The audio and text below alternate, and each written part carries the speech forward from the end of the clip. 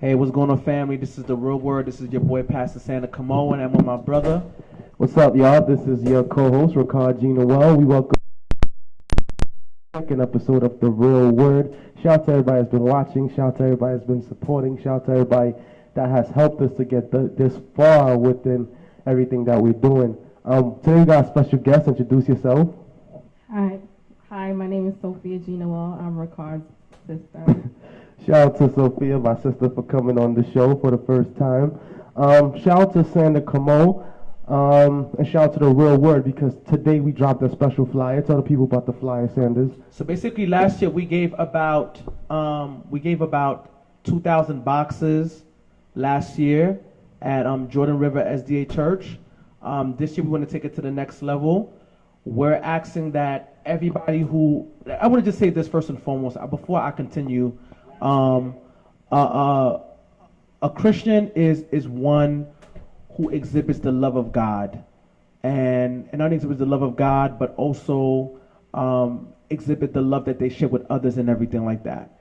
So I feel like with everything that's been going on, we need to show the love of God through action. Love is action. So we're doing this because love is action. So what we did last year, that's what we did, 2,000 boxes. This year we want to give out 60,000 boxes of diapers, 10,000 for each size. We also want 20,000 baby formula, and we want to raise about 90 grand. And what we would love you to do is, we would love everybody to use their social media platform, whether it be Facebook, whether it be Instagram, to put a video up in regards to telling people what we have done, and also to let people know, listen, look, you want to support us, because this thing right here is bigger than me and Rickard. It's about the gospel of Jesus Christ, showing the gospel. So I'm asking that everybody may do that, and it's about to go down. We're gonna bless the Bronx first, so let's do that. So to all the people that's saying 60,000 boxes, that's kind of a lot. What do you say to those people that's saying that? Well, I say that when Jesus was on earth, he blessed the multitudes. So we're here to bless the multitude. We started with 2,000. We want to take it to the next level. And like I said, we'll definitely have a couple of concerts coming up. And like I said, with food, of course, and good music, so we can raise money. But we need to do this because at the end of the day, Trump is using his volumes to spew hate and violence and racism. Why not us? We use our voice to speak the love of God through action. So that's what we want to do. Yeah, last year we was able to raise $1,000. So shout out to everybody that donated. The GoFundMe is www.gofundme.com/TheRealWord, like right behind us. So it's www.gofundme.com/TheRealWord. Or you could hit up me or Sanders in person or over the phone, and you could donate to us in person. Either give us a cash, check, money order, PayPal. We take all forms of payment. And everything that we do with your money, we're going to submit proof of that. We're currently in the process of attaining the 501c3 status. The 90 days should be up in August. So once we get that, we're going to start hiring and empowering our own people, because that's what we have to do. Right, Sanders? That's right. But enough about us. Tell the people about yourself, Sophia. Tell them about a little bit about what you do and everything else. Okay, so I am a special education teacher. I teach in Brooklyn. This year I taught 5th grade special ed. During the summer I'm currently teaching 2nd grade special ed, which is way different from the group of students I had from during the school year. So the students that I have currently, I do have a lot of students who are severely autistic, and they also have Down syndrome, which at first, I wasn't ready for the challenge, but it has made me into a stronger educator. Wow. I have been teaching altogether for almost 10 years. Most of my background is in special education. Wow. But I have taught early childhood and general education in the past. I want to ask you a question. What do you enjoy most about teaching? I guess just seeing my students succeed, because working with students who have disabilities, they do have to overcome many milestones And just the littlest things as just seeing them move up a reading level, or just being able to walk to the bathroom by themselves and just complete a writing assignment without myself or the paraprofessionals in the classroom helping them. That helps me to celebrate the change that I've made in their lives as an educator. Amazing. So I guess that is the powerful moments for me, is when, even if I don't get accolade from my administrators, but knowing that my students succeed, it makes me very proud. So why did you pick this field? Because, as you said, it's a challenging field, even with the children and the place that you work, and with the system itself, it could be challenging. So why pick that field out of all fields? Well, I enjoy working with children. It's definitely a passion of mine. And growing up, I used to tell the children's story in church, and everyone used to say that I would become a teacher. But at that time, I said no. I wanted to become a singer. But eventually, just having the passion to just work with children, I decided that was probably the best career path for me to take. And special ed, I decided to focus in the field of special education because, again, I feel that if I need to make a change in the world, not only do I have to start with the younger generation, but I also need to start with those who can't really help themselves. And just, if I can work with that particular population and I can get them to get somewhere in life and just to be successful, then I would be able to make a greater change in the world. That's amazing. And let me ask you a question. Do you feel that you made a lot of changes? Before we continue, I want to let you know that you're doing a phenomenal job. Oh, thank you. That's number one. That's number one. You're doing a phenomenal job. You're doing a good job. So you're doing great and everything like that. So the people love you. Oh, and you know, we all love you. You know, your brother loves you. You know, I love you. So you're doing a good job. So you got nothing to worry about. And I got to just keep it real. You feel me? So we're not trying to put you on blast, nothing like that. We just want to let you know you're doing good. But I wanted to ask you, Sure. do you feel that since you've been working that you made a difference? Have you seen that you made a difference? Yes, I definitely believe that I have. And the reason how I know is because I started out teaching third grade with a group of students, and then at the end of third grade, their parents asked, well, can you teach them for fourth grade. So I moved up with them from third grade. I was their teacher. Then their parents asked if I could also teach them for fourth grade. So I had them for fourth grade. Wow. And then at the end of fourth grade, their parents asked, well, can you teach them again for fifth grade? So I had the same group of kids for fifth grade. Yes. How did you feel about that? How did you feel? I mean, it was easy because then I didn't really have to worry about just getting them ready for the school year. It was just a matter of, okay, let's just continue. They knew what my expectations were.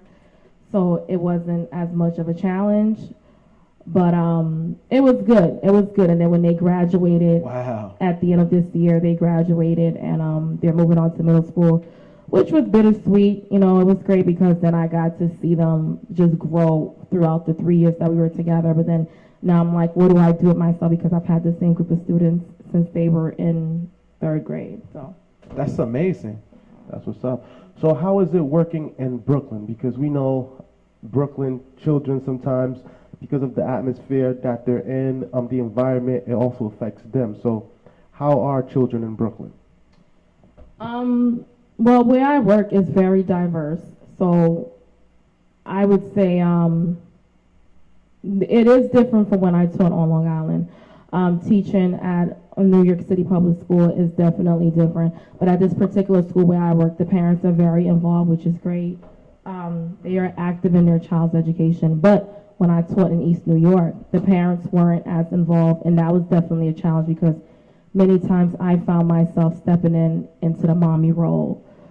So I would say that as educators, when you go into the field of education, you know, think of it as, you know, you're entering the life of a child to make a difference. It's not just about getting a paycheck, but understand as an educator, you have to make a change. And I think when we decide to become teachers, I think that should be our main goal. Just to, especially, you know, being from Brooklyn myself, I believe that that's my calling, to definitely make a change where I am from, and not just sit back and say, you know, well, there's so many things wrong with Brooklyn. There's so many things going on. You know, you have children in the streets smoking drugs and doing whatever, but I'm not doing anything about it. So I think this is where I had to take the initiative. So I think as long as like you connect with your students and you believe in them and you build that relationship, then you'll have a successful school year. And honestly, I love teaching, and the children are fine. They're great. Shout out to CL Sparks. He said parental involvement is most imperative to the success of children. So do you agree with him that the parents being involved is the most important thing? I definitely agree with him. Parental involvement is a big step. Many times parents will leave it up to the teachers to do everything, and parents don't come up to parent-teacher conferences. They're like, they don't need to be there. But what parents fail to understand is that education starts at home. Like, you have to play an active role in your child's education. And when parents are involved in their child's education, it makes their children want to learn more, because then it's like, if I don't get my act together, if the teacher contacts my mom or my dad, I know that I'll get it. So if children know that their parents are as serious about their education as they are, I think that we would have more great achievers. So I definitely agree with him. Parent involvement is the key. So why do you think some parents are not involved? Because I guess we could say that a lot of parents are distracted by the everyday hustle and bustle, as in they're waking up 5, 6 in the morning, they're rushing to work, they don't want to have to deal with these things, so they drop off their kids and they go to school so they don't have to deal with all of that. So what do you think of that? I completely agree. Most of the challenges that I think that parents do want to be involved. Many times the students, they come from a single parent household, and not just a single parent household, but also from low socioeconomic status households. So most of the time it's just the mother and her children. So if you have a mom who's working hard to make ends meet for her child or for her children, it's very difficult for her to be up at the school, to be involved, to be there, to volunteer at our bake sales or at our book fairs, or even attend parent-teacher conferences, because she might be a home health aide working an 8-hour shift. So even though parent involvement is important, as educators, we do have to understand that you have parents who they want to be there for their children, but at the same time, they want to provide for their children financially. And many times, sadly, they have to make the choice of staying at work instead of being present at their child's school. That doesn't say that they don't care and that they do not want to be involved, but at the end of the day, they need to be able to put food on the table. They need to be able to provide a home, and they also need to be able to make sure they provide their child or their children with the basic needs that are required for their survival. So you're saying that there's a big difference in the children that coming to school that lives in 2-parent households versus the kids that live in a 1-parent household? Yeah, so from what I've seen is that the students coming from a 2-parent household, many times the parents are involved. I had a student this year where if her dad couldn't make it to a parent-teacher conference or to a school event, her mom made it. Like they did it around their work schedules to be able to be there for their child. But on the other hand, I had another student whose mom had to work. He had about 5 brothers, and even though she couldn't make it up to the school, I used something called Class Dojo to communicate with the parents, where I will update them daily about their child's progress and just to keep them informed. And this parent would just be on Class Dojo, just constantly communicating with me. So while she was at work, she was still in communication with me, and that was still active parent involvement. We have a comment, CL Starks again. Some parents are overwhelmed and are not well educated themselves on how to navigate the school system. So I guess it's a generational thing. Do you believe so? Where there's a lot of uneducated parents, and this is one of the, like, I'll give you an example. A lot of families, this is the first generation of their family that's going to college. So do you believe that? I do believe that, and I do agree in terms of what he's saying, that many times the parents aren't educated themselves. So yes, many times the parents, they're unaware of how the school system works, what resources are available to them, and what questions to ask in order to be a better support system to their child. Also, when I send home homework, there are parents who do struggle with the math, because the math curriculum now is not the same math curriculum that they learned when they were growing up. It's not the same math curriculum that I learned when I was growing up. So many times, sometimes I have to go on YouTube or on Brain Pop and teach it to myself and find multiple ways to do the math before I teach it to the students. So I find it that if we can also educate the parents, then we would also be able to help the students. So at my school, we have like parent workshops. Usually every month it'll be a different topic. Sometimes we'll educate the parents about the IEP process, which is the Individualized Educational Plan for Students with Disabilities.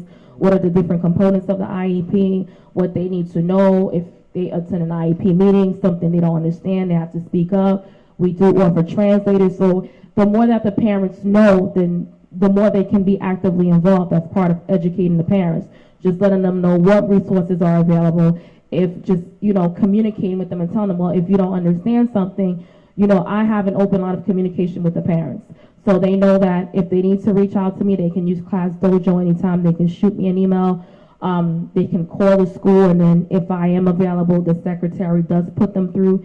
If I'm not available at that time and I'm teaching, then they'll leave me a message, and then I'll call them back when I get a chance. So I completely agree with that. Shout out to all the people watching. I see Dave on the check-in. I see my cousin from Florida, Lynn Lewis Jacques. I have my other cousin, Katia Dorsville, watching. Shout out to everybody that's watching. You were saying a situation where you as a teacher have to learn the new math because the math changed. How does the math change from what we had? Okay, so currently we're using a curriculum called at the Singapore math, I believe it is. And it's not about getting the answer, it's about how you get the answer. So the big thing right now is like, okay, if 2 plus 2, you could be like, all right, it's 4.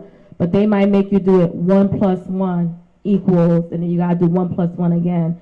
And then for you to get to that 4. So it's not just about just getting the answer, but it's about how you get the answer. So right now they're pushing the children to become critical thinkers, where it's almost like college readiness, so that's what they're doing, like even with the Common Core standards, even though we're going to be moving away from the Common Core standards soon, but it's all about college readiness. It's not just about, okay, well, this is what you're doing for right now, but they want to push the students to develop academically in the long run, where they'll be able to thrive more and be more contributing members to our society. And this is public, basically. This is public school. Even in kindergarten, they're finding ways to teach them algebra.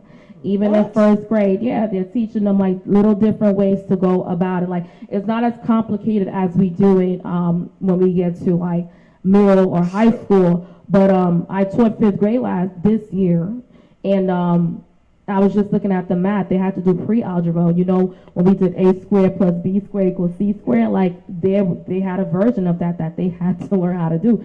And mind you, I teach special ed, so I had to find a way for them to understand that math, because even with basic addition, subtraction, multiplication, they struggle. So only imagine them trying to do the algebra. Yeah, but if you look at it nowadays, the kids nowadays are smarter than the people before. That's a fact. An example of that is that my mother, she still doesn't know how to use the computer, but then there's kids that's 2, 3 years old that knows how to use a cell phone, that could unlock a cell phone by themselves, go on YouTube, watch videos, download games. Bro, even like maybe like 1 years old, they own it, bro. 1 years old, I'm like, oh. Yeah, that's crazy. I was watching The Incredibles the other day, and then same thing that you were saying, how the father, his son came home with his father, and his son was like, Dad, help me with my math. And then he looked at the math and he was like, this is not the math that I learned when I was growing up. There's a whole different math. And he had to teach himself the math in order to help his son with the math. I remember growing up, my parents were immigrants, right? And a lot of the stuff that we was learning in school, they didn't really understand. And even if they did, they weren't able to translate it to make us understand. So we had to get a tutor. Shout out to Dr. Pastor Jean-Jude Loss, who was our tutor growing up. He did a good job. I know he's going for his PhD now. So shout out to him, because he used to come over and teach us math and tutor us for free. So shout out to Dr. Pastor Jean-Jude Lost on that. I know eventually when my kids get older, I'm going to have to teach them math, and I haven't been good at math myself. I remember when I started college, I had to do the pre-algebra, the remedial math class that you gotta do, and if you fail it too many times, they kick you out of college. I had to do that before I was able to move on in college, and then I had to do algebra 2 when I did my bachelor, so that's something that I'm gonna have to eventually learn. And even for master's degree, it's probably gonna come up too. Shout out to my other cousin Claudine. I see you on the check-in. Shout out to everybody that's Hi, watching. Claudine. There's a couple family members watching, so shout out to them. Sanders, in regards to the new school system, last week we had another professor, well, a doctor. She was a teacher. We had 2 teachers last week, and they were talking about the difference, and one of them was actually your teacher, right? Yeah. And you said that she helped instill things in you that you still carry on. Definitely. I mean, like I said, starting from Miss, well, I got to give a shout out to a couple of teachers. I got to give a shout out to Miss Janet, my kindergarten teacher, who's our principal. She was my teacher kindergarten and 1st grade. I got to give a shout out to Miss Desjoie, Miss Steele, Mr. Bookbinder, Mr. Paul Phil. Mr. Bookbinder? That's what they call him, Mr. Bookbinder. Mr. Paul Phil. After I had Mr. Paul Phil, this is when my dad had Mr. Paul Phil twice, 5th and 6th. I had 7th grade, I had Miss Gatto, and 8th grade, I had Mr. Dubois. But I want to give a shout out. You remember all of them? Yeah, I remember all of them because they all had, they all saw something in me, you know what I'm saying, that I didn't see in myself. They saw the writer in me, they saw the speaker in me, they saw that I would have been great. And like I said, I didn't really use my full potential in regards to the classroom because I was so much in La La Land. I was so much in La La Land, writing rhymes and, and it makes sense, you know what I'm saying, writing rhymes and, having imagination. I still have imagination, but have imagination in regards to creating things. So, but I always remember that they always saw something in me. And what's so amazing is when, like I said, they do research, before you go visit, they be like, oh yeah, we know about you. We know that you're a pastor. We know that you went to school to become a pastor. We see what you do and everything like that. People talk, you know what I'm saying? People talk. So, like I said, and they tell me, listen, we always knew you was going to be something great. We knew you was going to go far. And we know that you're going to go further. So I want to shout out to all the teachers, and I believe teachers should get 6 figures for what they do because they do a lot. They basically instill the minds of kids to becoming productive citizens of society. So I want to just thank all the teachers out there. And what I remember about her, because she used to be like a substitute, but she would do the writing sometimes. She would ask us to use different creative challenges of writing. Creative writing challenges and everything like that. And she was amazing in what she did. And she was superb, so I had no complaints in that. In the classroom, of course, she was, rough and strong, you know what I'm saying? But she also was sweet at the same time. But she made us become the people that we are today. So because of her, a lot of people who are here today. You know what I'm saying? Those who didn't listen, unfortunately, circumstances happen. So life is all about choices, and with the choices that you make, you either get good consequences or bad consequences. It's the result of the choices that you make. So that's how I look at it at the end of the day. That's what's up. Mm-hmm. So Sophia, how has your faith assisted you in your profession? Okay, so as a teacher, you go through many challenges. You do.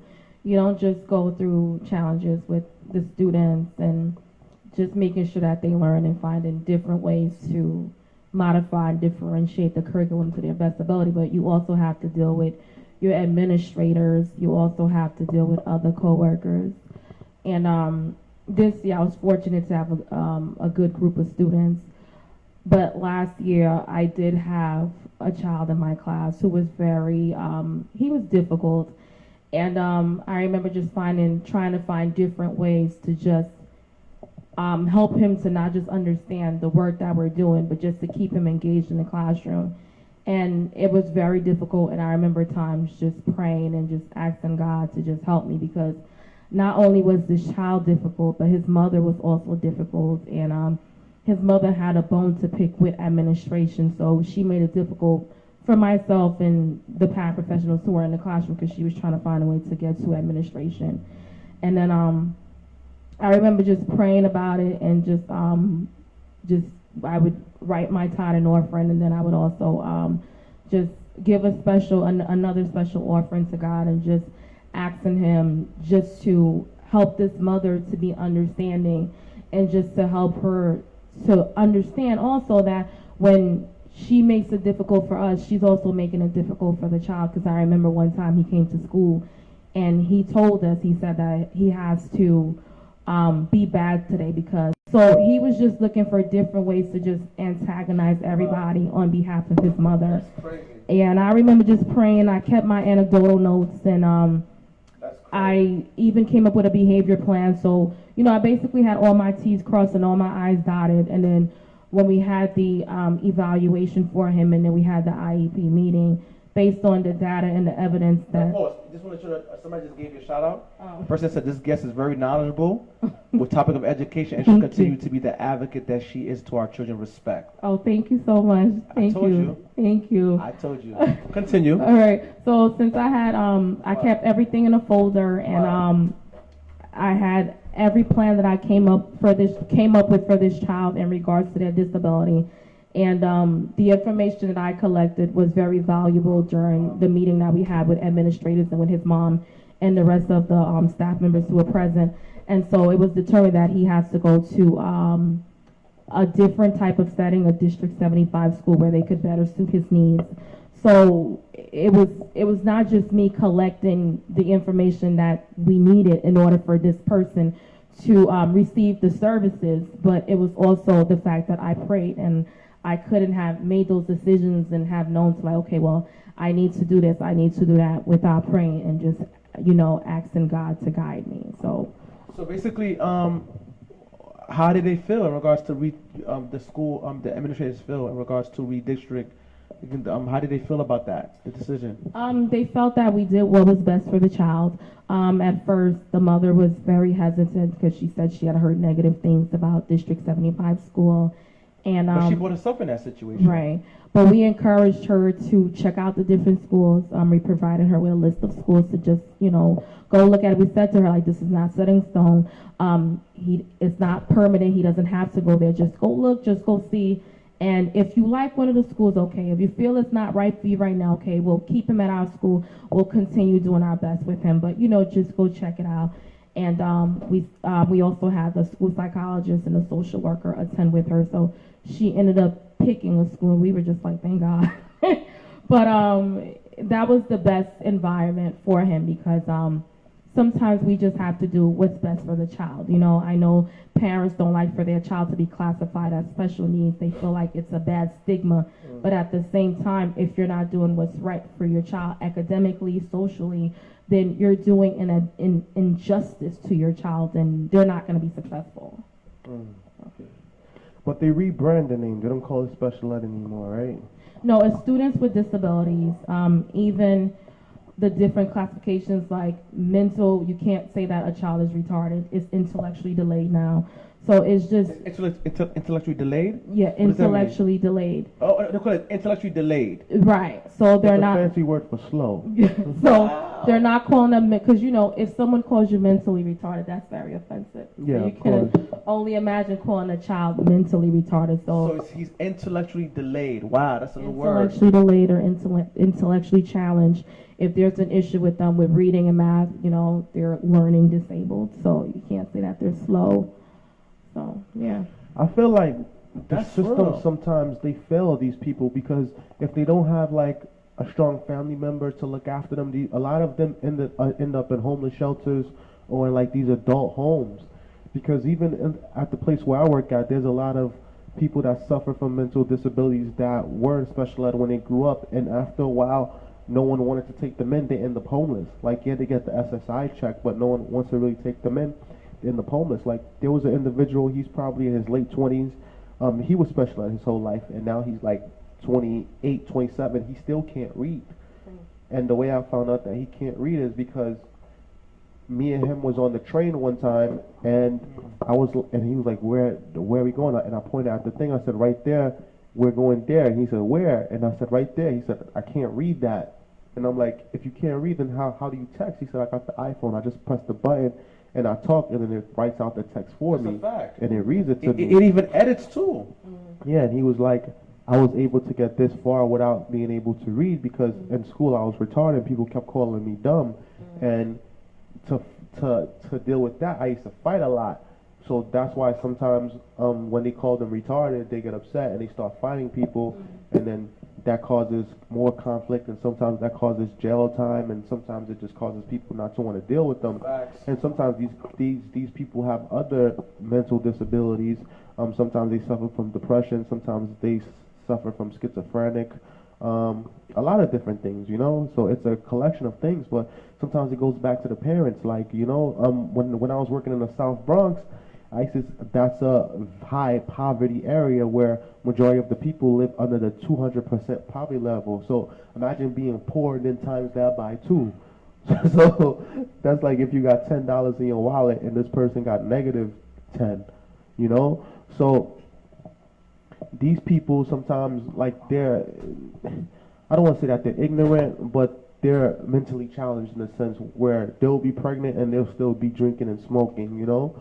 And that affects the child. And even in the home, sometimes there's a lot of things going on in the home where there's not a stable family structure, and these things affect the child. Like, the child is very aware of what's going on, and then that affects their upbringing to the point where sometimes they're mentally shocked, where they stay in the mindset of a child sometimes. So what you think of that? That's real. I'm just in an agreement. I completely agree because most of the students who are in special education do come from low-income housing. They do.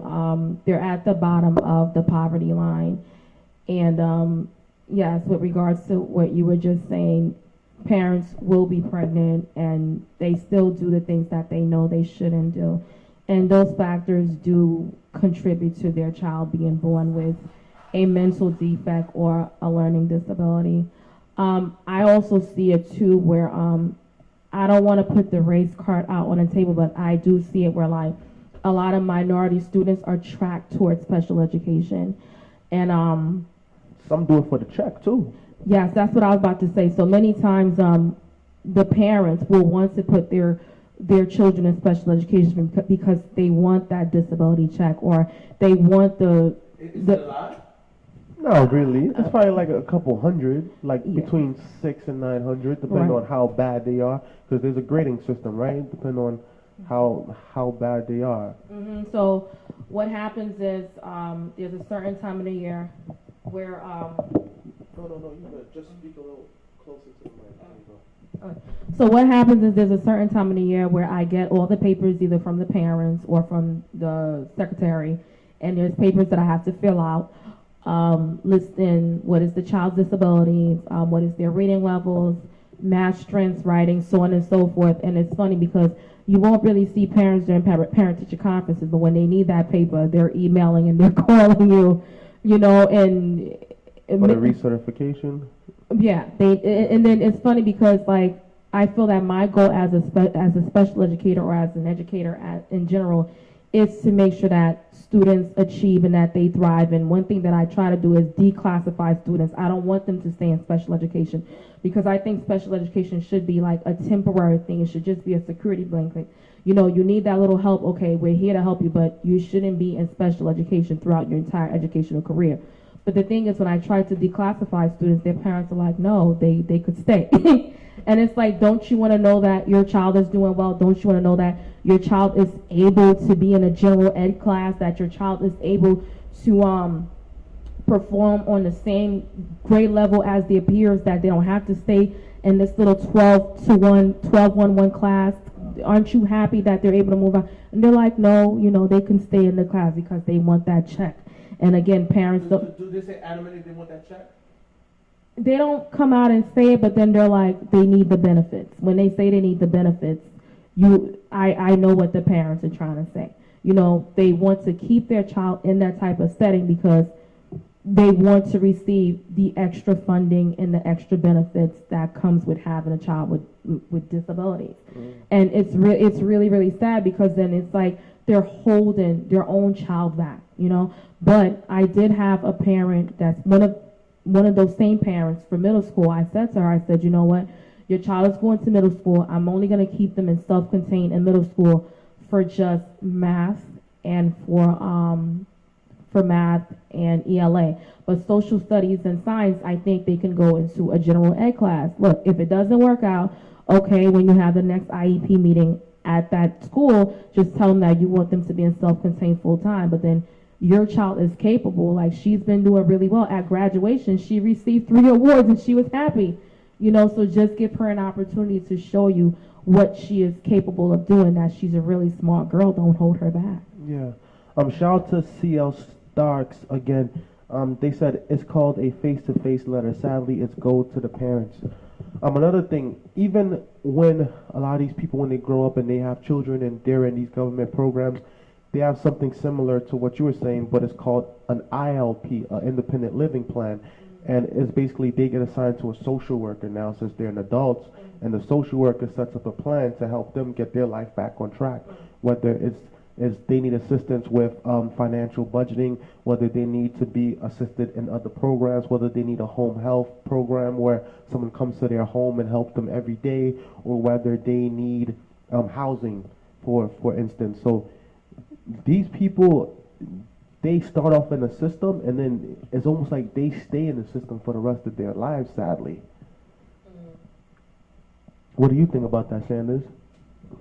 I'm just taking it in, bro. I'm just taking it in. Yeah. So yeah, guys, I see a couple people watching. If you have any questions, just drop it on. Sanders, you had a couple of current events, some trending events that you want to speak about. Definitely. Just want to know anything else you want to say in regards to your thoughts. I think you did phenomenal. Oh, thank you. No, I think that pretty much wraps it up. You sure? Yes. Okay. So basically, just wanted to talk about a couple topics. Well, right now, they're focusing on Trayvon Martin, and I wanted to know why you think that they're still focused on Trayvon Martin. Why are they still talking about Trayvon Martin? Why is Trayvon Martin still relevant today? Just wanted to ask you guys that. I could start off. The executive producer of this film is Jay-Z. We know Jay-Z. Shout out to Jay-Z. He's one of the black leaders within our community at this point, and he's finally using his platform for something positive, I could say. He's bringing light to a situation where we did not fully get all the answers, where we see an older gentleman was exonerated of any wrongdoing and of any crime. He did not even receive a manslaughter charge, and a situation where he basically stalked a young man. Even a manslaughter charge. That's true. He stalked a young boy that was armed with Arizona iced tea and some Skittles. He was just trying to get to his way home, and he basically got off with stand your ground law from Florida. Most recently, there was a white supremacist that was in a parking lot, and he was basically stalking a black woman and harassing her, and a man jumped in and he shot the man, and he got off based on the stand your ground law.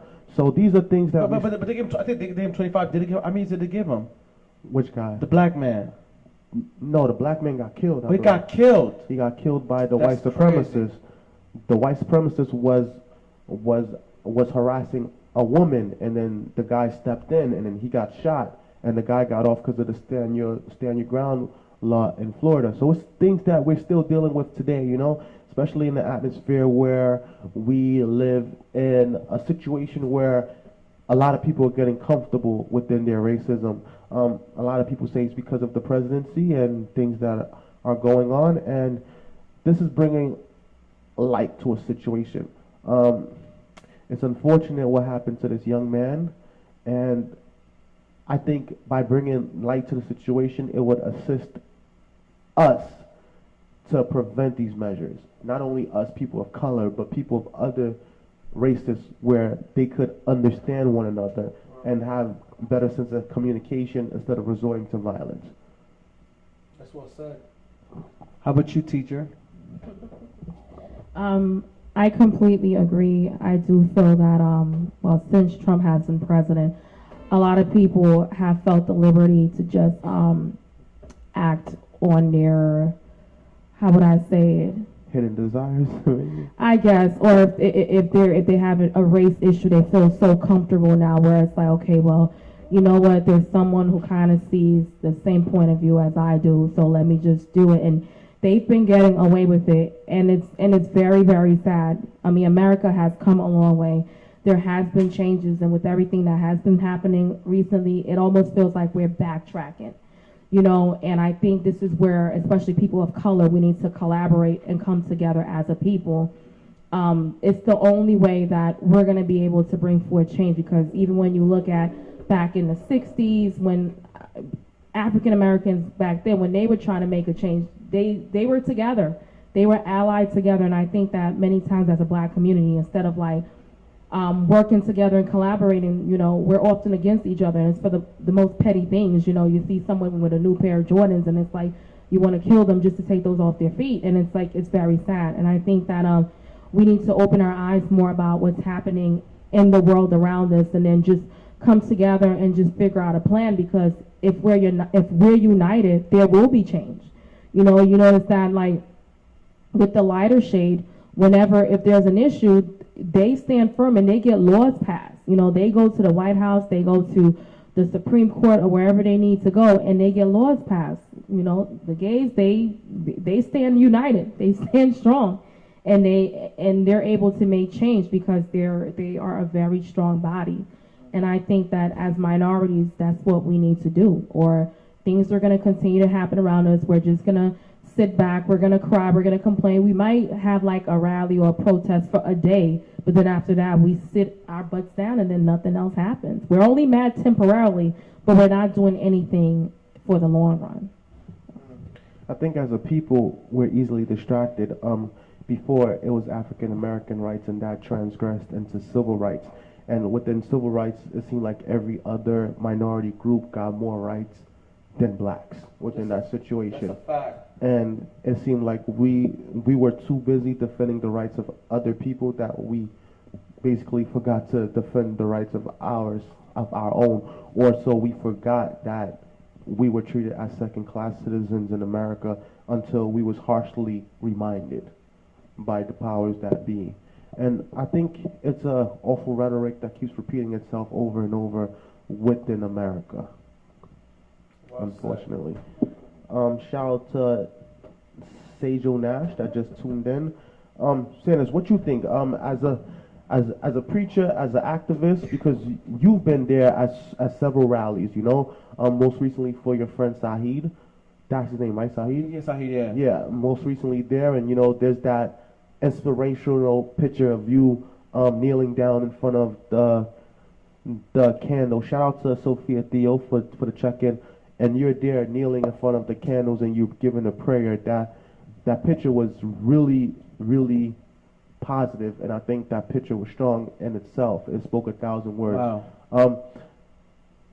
What's the feeling as one of the boots on the ground when you within? I think unfortunately a lot of people have different agendas. I think that people need to have a summit in regards to getting objectives across, not just having rallies.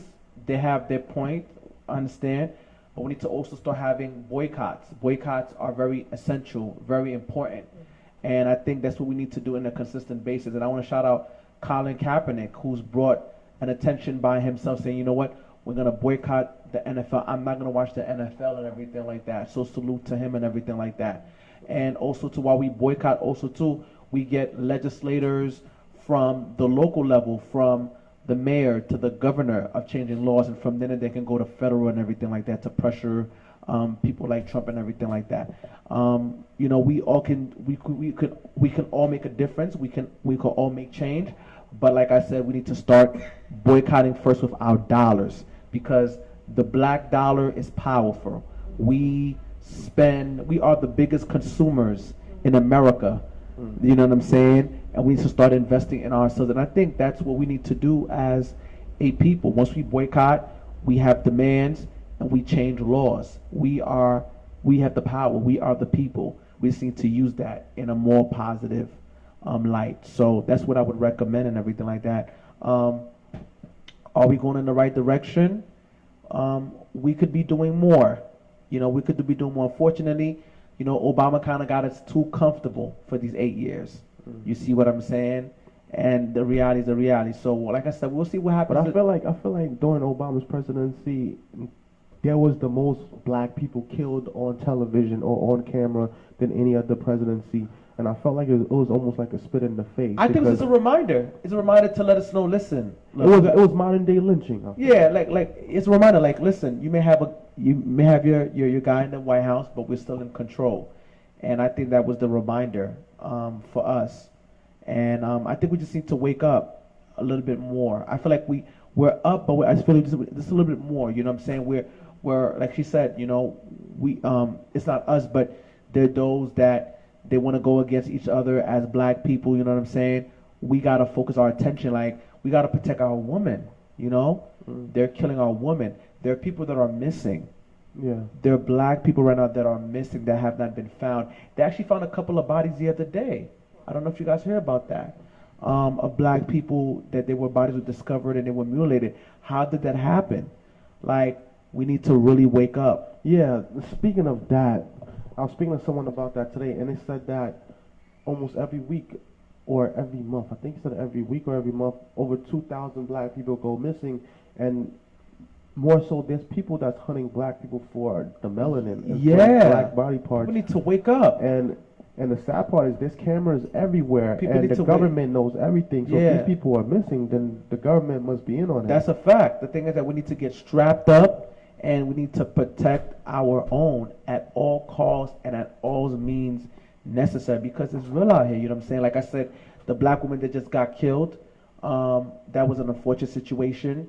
We need to protect all of our queens. Oh, you talking about the girl out in Michigan, I think? Yeah, who was killed by the neo-Nazi KKK member. Mm-hmm. We need to also protect our children as well too, and we need to also look out for our own, because it's real out here. Like, you know what I'm saying? I mean, these folks, when they killed the Crips and these folks when they killed the Bloods, there needs to be an alliance where, you know what I'm saying? Like my man said, George Zimmerman is still alive. Why is he still alive? That's a very good question. You see what I'm saying? He's bragging about it, and he's still stalking people to this day. Yeah, he sold that gun for hundreds of thousands of dollars. Exactly. So we need to really, really, really, really be on it, you know what I'm saying, in regards to as a people, you know what I'm saying, because it's real out here. But I would recommend, like I said, the weaker vessels, is the woman, you know what I'm saying, in regards to, you know what I'm saying, you know what I mean by that exactly. We need to protect our women. We need to protect our children, you know what I'm saying. We need to make statements as well too. You see, if I was president of the United States, what would you do, Sandy? Yeah, if I was president, like Ulysses S. Grant, be elected on Monday. like Ulysses S. Grant, which I really admired. He would make sure that a lot of these KKK centers would be burned. All of these KKK centers would be burned and would be bombed if I was president of the United States. But they took off the white cloths and they put on different clothes. They put those blue. Yeah, but I'm just saying, if I was president, that's why I'm just a pastor. So, but if I was president, all these KKK centers would be bombed. But how would you find these centers? But they're out there in the United States. They would be bombed, and those who have those. I wouldn't say bombed would be the best thing to do. They would have to be bombed, and those who are involved in those organizations would have to be prosecuted. It's the same way like in Germany that it is unacceptable to mention the name Hitler or to go hard for the Nazi party.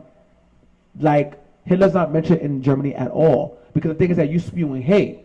You feel what I'm saying? And what did the KKK do? The KKK, they target Jews, they target blacks, they want blacks to be lynched, they want them to be castrated, burned. Like, there needs to be consequences for that. I'm being honest with you. Hey, you never know. Maybe I can run. Well, you never know, right? But like I said, in regards to that, at the end of the day, like, those people need to be prosecuted and to be tried, because they're killing innocent black people and they're taking innocent black lives for no reason. You see what I'm saying? And they are the biggest terrorists. And like Senator Booker said, Kamala Harris and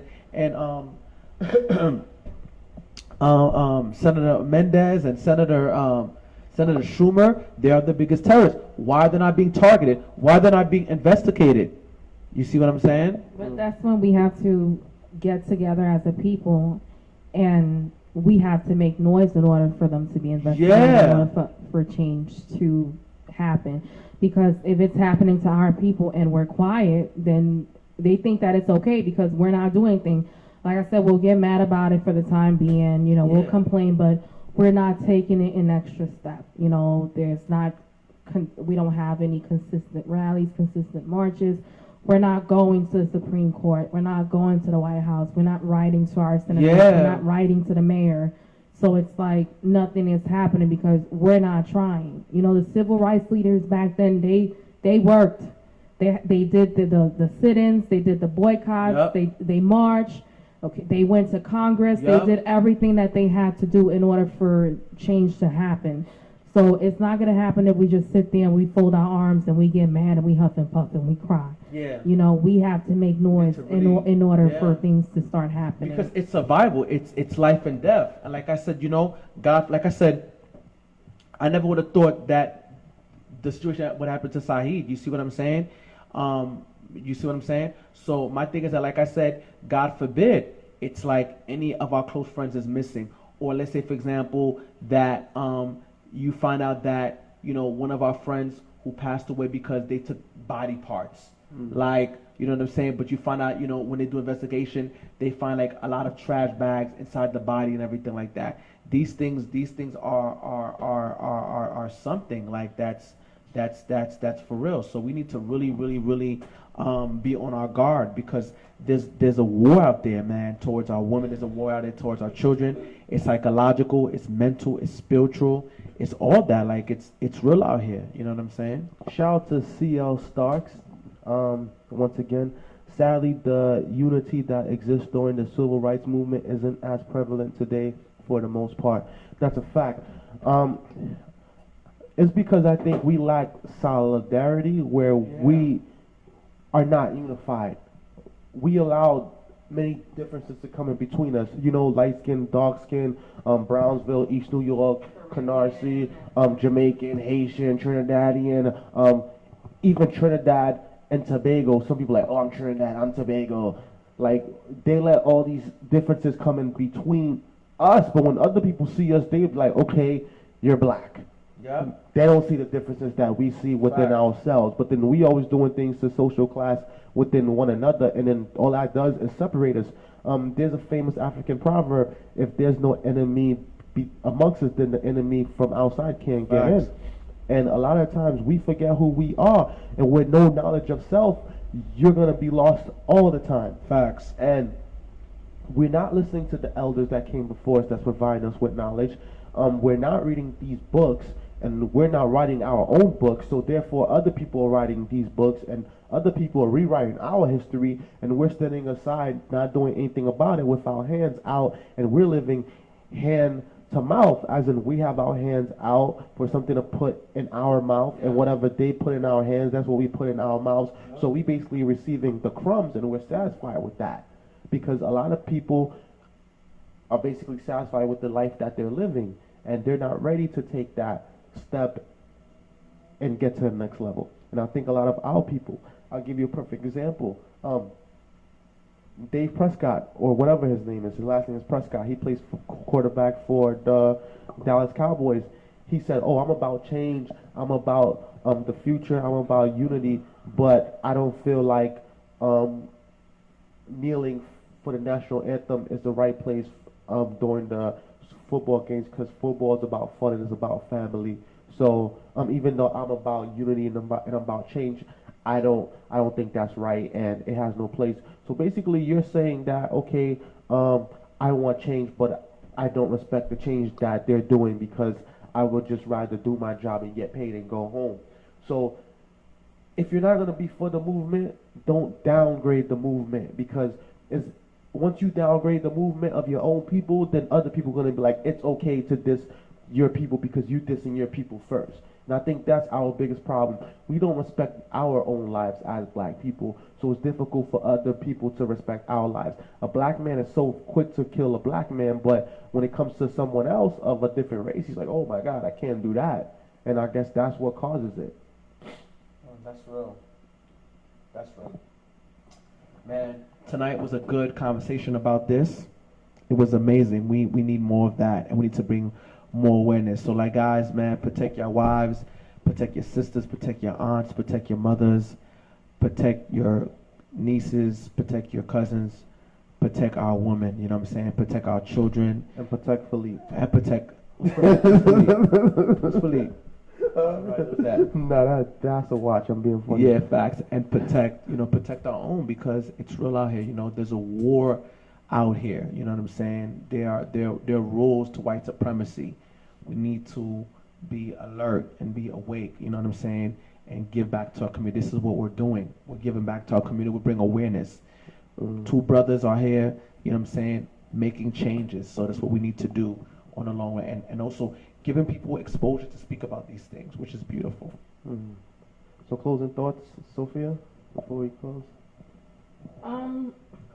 I pretty much agree with what Sanders just said. You know, we need to just stand by one another and protect each other as a people. You know, we need to become more united.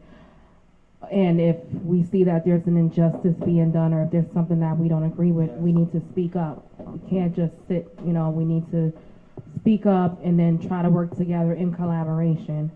And we also have to start supporting one another. If it means supporting a black-owned business, or if a brother or a sister is doing really well, just commend them on what they're doing, you know, praise them, give them those accolades. You know, we need to pick each other up and just continue supporting one another. And I think that's pretty much it. If we come together as a people, then better things will happen. Facts. I think our guest, Sophia Jean-Noel, for coming on the show today. Thank you for having me. And she educated people in the educational system. It's always a positive thing to bring bright, young, smart people to the show to educate the masses. Shout out to my co-host, Pastor Sandra Cameau, for always being here with me. Shout out to all the viewers and the watchers that watched in today. I see a couple people came in late. Shout out to Jessica. Shout out to Eric, that's always on the check-in. And shout out to Imara. Oh, that's my friend Jennifer. Hi, Jennifer. So shout out to everybody that came in on the check-in. Like I said, and like Pastor Sanders said, we're doing a diaper tour. So we're doing something unprecedented that's never been done. We're trying to give away 60,000 diapers. Last year we gave away 2,000. This year we're trying to do 60,000, you know. So if you're trying to donate, www.gofundme.com/therealword. That's www.gofundme.com/therealword, like what's behind me right now. We thank you all for watching. You can subscribe to the YouTube channel, www.youtube.com/C for channel /therealwordtv. That's www.youtube.com/C for channel /therealwordtv. You can follow me on Instagram, rickstar1875. You can follow my co-host at Mr. Sandra Cameau. We thank you for watching. We thank you for joining us, and we see you Thursday on television. Sanders closes out with a prayer real quick. Father God, we ask that you may continue to help us to be aware of our surroundings. Help us to be aware of the times that we're living in. Help us to have urgency. Help us to have tenacity to spread this message of hope and love, and also revolution, Father God. We thank you and we praise you in Jesus' name. Amen. Amen. Stay blessed up, prayed up, and read a book. Good night, people. Good night, guys.